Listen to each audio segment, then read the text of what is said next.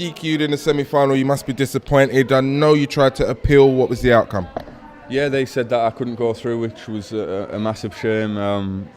I seen that 2 people got away with it in the race before me. It looked like exactly the same. Apparently the reaction time was under, but she didn't leave the blocks, and that's what happened to me. And yeah, they didn't accept it, and it's a bit. I guess it's a tough decision for them because somebody who did qualify would then have to be taken out for me to replace them. So I guess they didn't want to make that decision. And did you not think about running under protest?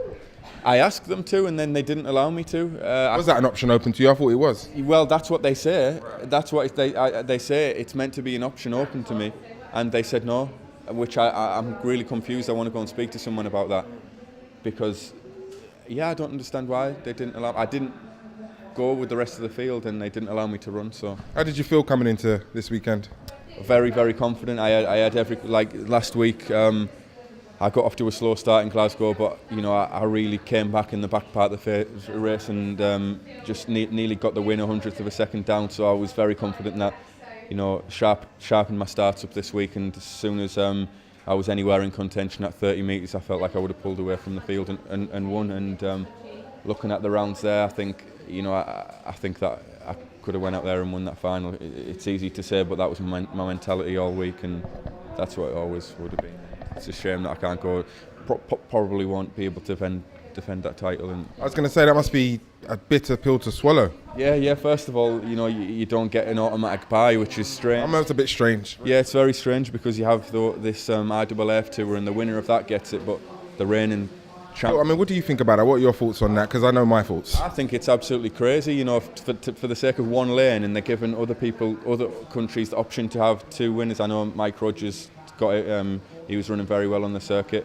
I beat him in Glasgow, and I'm the reigning champion, and it's a massive shame. But I done all I could. I came out here today to try and win and put myself in a position to defend the title, but just absolutely gutted that I can't do it. How's your winter gone training? Who are you training with? Who's your coach now? With Benke Blomqvist. So we've got Danny Talbot, Harry Akin, Zariti, Tom Summers, David Omarogi, Di Green, Nathan Woodward. So it's a really good group, and I've been travelling back and forward between Middlesbrough and Loughborough and going on training camps, and Benke's a great coach. He's helping me technically, working on the back end of my race, which showed in Glasgow last week.